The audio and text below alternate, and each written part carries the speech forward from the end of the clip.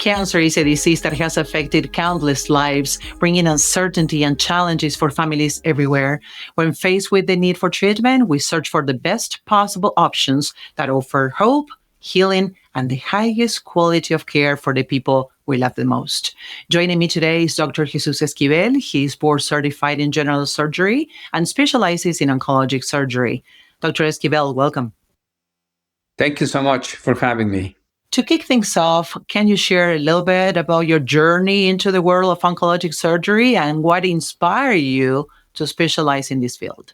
Yes, when I came to this country, I had the opportunity to meet a very prominent doctor that then became my mentor. His name is Paul Sugarbaker, who specializes in the field of advanced abdominal cancers, doing a combination of surgery and chemotherapy at the same time. And I was very, very impressed. And I said, this is what I want to do with the rest of my career. Doctor, you are very well known for specializing in HIPEC. For those of us who may not be familiar with this term, could you please explain what HIPEC is and how it fits into treatment of certain types of cancer? Yes, thank you. HIPEC stands for Hyperthermic Intraperitoneal Chemotherapy. So there are patients whose tumor behaves like a ruptured balloon with tumor cells distributed throughout the entire abdomen and the pelvis. So we do surgery to remove those tumor nodules, but there's always going to be microscopic tumors left behind. And for that, during the operation, we do an instillation of heated chemotherapy up to 107 degrees Fahrenheit and lavage the abdomen for 90 minutes to take care of any of those cancer cells that are floating throughout the abdomen and the pelvis. You mentioned a couple of them, but I would like to ask you, what are some of the most common types of cancer that benefit from HIPEC, and how does this procedure compare to other treatments available out there? So the number one indication for HIPEC in 2025 is ovarian cancer. 80% of the patients with ovarian cancer will present with this ruptured balloon in which the tumors just spread on the surfaces of the abdomen. And we have scientific data from randomized trials, meaning that half of the patients got the treatment and half of the other patients did not get the treatment. And those that receive HIPEC derive a prolongation on survival from this particular treatment. For other tumors like appendix, the numbers are not there because these are very rare tumors and it's difficult to conduct those clinical trials. And in colon cancer, those trials are ongoing at this time. So if we cannot deliver HIPEC, those patients will receive traditional intravenous chemotherapy. I understand that HIPEC is normally referred to as localized treatment.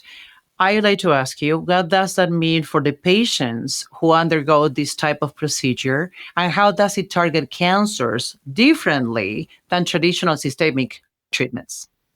The main difference is that the patients that have this particular type of treatment is for disease that has stayed in the abdomen. When other tumors have spread through the blood, then for those patients, they will be receiving intravenous chemotherapy to target those metastases. But HIPEC is indeed a local regional treatment directed at removing the tumors, and then, if you want to say it, the 1-2 punch with a combination of surgery and chemotherapy where the tumors are. On the clinical side, HIPEC has a relatively complex procedure. Could you please walk us through what happens during this surgery and what are some of the challenges that might be involved for both the surgical team and the patients? So when we started doing this combined approach, these patients would need an operation of over 12 hours and about 3 weeks of hospitalization. In this day and age, everything is minimal invasive surgery. So we're trying to get HIPEC to be delivered in that particular approach with smaller operations. We are not there yet, but without a doubt, we are making significant progress. In this day, an average operation is about 7 hours and keeps the patient in the hospital between 5 and 7 days. Speaking of the future and hearing out your passion for this topic, looking ahead, what innovations or advancements are you most excited about in the future when it comes to oncologic surgery and HIPEC? And how do you see the future of cancer treatment evolving? I love that question because we always want to move the field forward. And I envision that one day people like me will be out of a job because most of the patients are going to be able to receive a treatment with systemic therapies, meaning something that is given in the vein and then goes and takes care of the disease that is in the abdomen and the pelvis. At the present time, as I mentioned before, we are working hard to try to reduce the aggressiveness of the operation, doing it minimally invasive in certain cases. But ideally, the ultimate goal will be to help the body eliminate the cancer that the patient has. We're not there yet, but we are getting close. Doctor, at the very beginning of this podcast, we talk about the families everywhere that have been impacted by cancer and the patients. I would like to ask you to give some words of advice or some words of encouragement for all those patients and family members who might be watching this podcast or listening to this podcast and who might be concerned or doubtful or worried about the outcome of the procedure like this. What would you like to tell them? I would like to tell any patient that is diagnosed with this particular type of cancer, one of the common terms is peritoneal carcinomatosis, to seek a person that is experienced in the treatment of this disease.